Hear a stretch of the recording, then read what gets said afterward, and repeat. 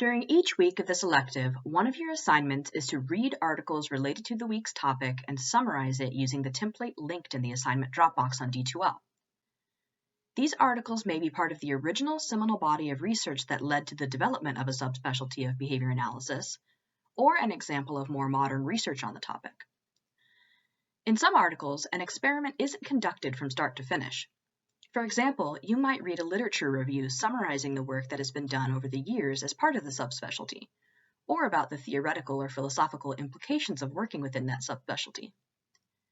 Either way, the weekly assignments consist of three main parts: summarizing the article, analyzing the fulfillment or lack thereof of the 7 dimensions of ABA, and reflection on how you will be able to use what you've learned in your future practice as a behavior analyst. First, let's work through the components of a good article summary. This is worth 3 points in the rubric, so for an empirical article in which the experiment is conducted, description of the method, experimental design, results, and implications each contribute toward these points. A summary of a study's methods should include a brief description of the participants, setting, and important materials. Then you should describe the dependent variable and how it was measured, and the independent variable and how it was implemented.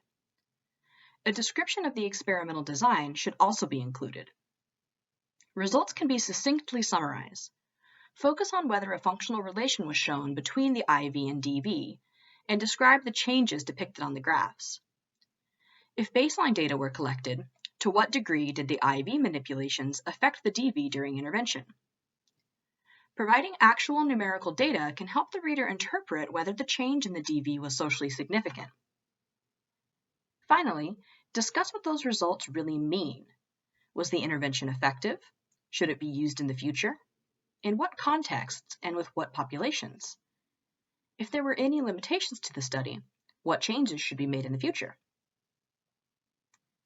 If the article that you read does not include an experiment, you will instead review each of the key points discussed. Your summary will be graded proportionally regarding how many of the article's points you summarized out of the full length of the article. For example, the article by Luiselli et al. In 2011 summarizes research on the topic of sports performance. On the first page, they make a point of noting that they will discuss, quote, the types of sport performance research published in JABA during the past 5 years, the implications of these research findings, and the increase in translational approaches to the athletic arena. Your summary would need to touch upon each of these topics for full credit. Next, analyze the 7 dimensions of ABA. This part of the assignment is worth 4 points. You will receive a half point for discussing each of the 7 dimensions in detail, even if your responses are not 100% accurate. Then you will receive another half point for each dimension discussed with full accuracy. You can receive partial credit, e.g. a quarter point, for a dimension that is discussed thoroughly but not with full accuracy. Be sure to review the 7 dimensions carefully if needed. The relevant article is linked on the discussion boards, but I will briefly discuss their relevance to the assignments here. First, behavioral. If the article included an experiment, was the dependent variable sufficiently objectively defined and directly measured? If the study relied upon indirect measures, for example, this dimension would not be completely fulfilled. If an experiment was not conducted, did the article suggest specific observable, measurable behaviors that could be addressed within the subspecialty? Be sure to explicitly state how this dimension was fulfilled if it was. For example, in Wolf et al.'s 1964 paper, several different concerns were discussed, including, quote, temper tantrums and bedtime problems. Were these operationally defined such that observers would be able to reliably and accurately collect data? Next, applied. In an empirical article, were the target behavior, goals, and/or interventions socially significant? If you believe they were, why? In an article in which an experiment was not conducted, did the authors describe ways of ensuring that the practice of the subspecialty will be socially significant to the client? The technological dimension pertains to whether procedures are described in enough detail to be reliably replicated. Try to imagine the study's procedures. do you think you could get pretty close to acting out what the authors described, even without observing them? In non-empirical articles, this dimension is often not fulfilled because the authors merely summarize or make suggestions about potential interventions, rather than describing very specific methods that were actually conducted. But if that is the case, be sure to describe what procedures were discussed within the article, and note that you would not be able to carry out those procedures based solely on the article that you read. Next, conceptually systematic. Were the article's procedures and/or outcomes described with reference to basic concepts and principles? For example, if a token economy was described, was it noted to make use of positive reinforcement and negative punishment? If behavior was eliminated when NCR was implemented, was it noted to be the effect of an abolishing operation? In non-empirical articles, do the authors make suggestions with rationale based on our science?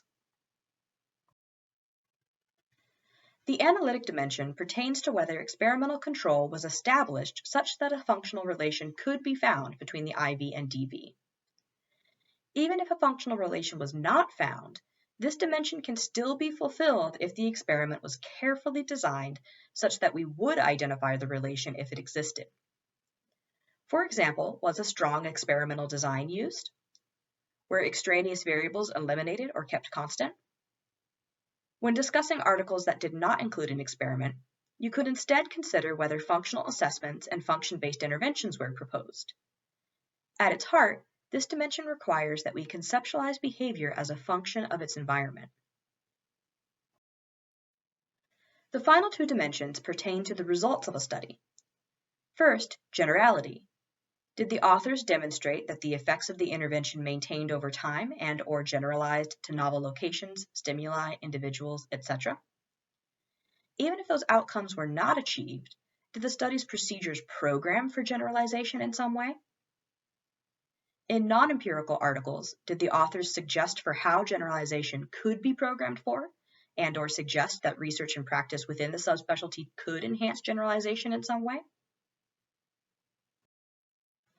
And finally, effective. In an empirical article, were the results socially significant? Did they enhance habilitation or otherwise change the participant's life for the better?